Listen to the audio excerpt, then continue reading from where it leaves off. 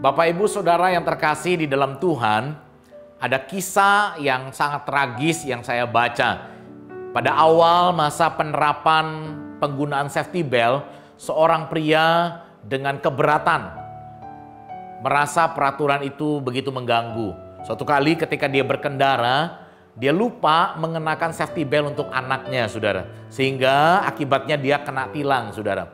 Dia berdebat dengan polisi dan dia merasa jengkel dan marah, tetapi polisi tetap menilangnya. Nah, Bapak Ibu Saudara, setelah ditilang, 10 menit kemudian dia melanjutkan perjalanan dan peristiwa kecelakaan terjadi. Mobilnya bertabrakan dengan sebuah truk dan anaknya selamat dari kecelakaan itu oleh karena anaknya sudah dikenakan safety belt. Tetapi pria ini mengalami kematian di tempat oleh karena dia tidak mengenakan safety belt.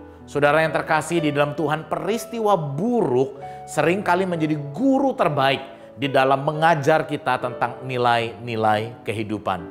Paulus berkata di dalam 2 Korintus 12 ayat 10, "Sebab jika aku lemah, maka aku kuat." Paulus mengatakan ini ketika Tuhan mengizinkan di dalam dirinya ada duri dalam daging. Berulang kali secara intensif Paulus berseru kepada Tuhan, mohon diangkat. Tetapi Tuhan tidak mengangkat duri dalam daging yang ada pada diri Rasul Paulus.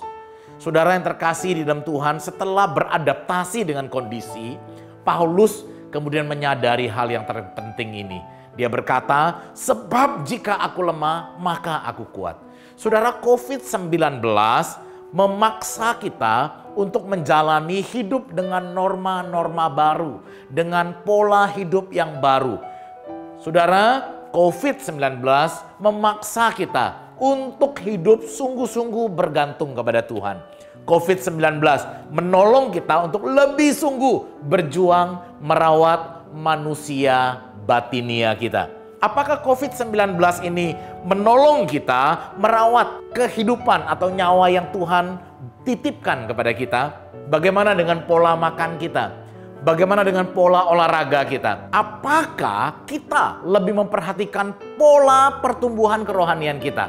Apakah pertumbuhan rohani pribadi kita menjadi tempat perhatian kita untuk terus kita perjuangkan? Apakah kita sungguh-sungguh berjuang untuk terus bertumbuh dalam karakter semakin serupa dengan Kristus? Bapak, Ibu, Saudara yang saya kasihi di dalam Tuhan, COVID-19 memaksa kita untuk boleh memperhatikan dengan sungguh-sungguh pola hidup kita. Mari kita memperhatikan dengan lebih sungguh bagaimana kita merawat tubuh batinia kita. Sekali lagi, peristiwa yang terburuk yang Tuhan izinkan terjadi menjadi guru yang terbaik untuk menolong kita untuk menjalani hidup dengan pola new normal.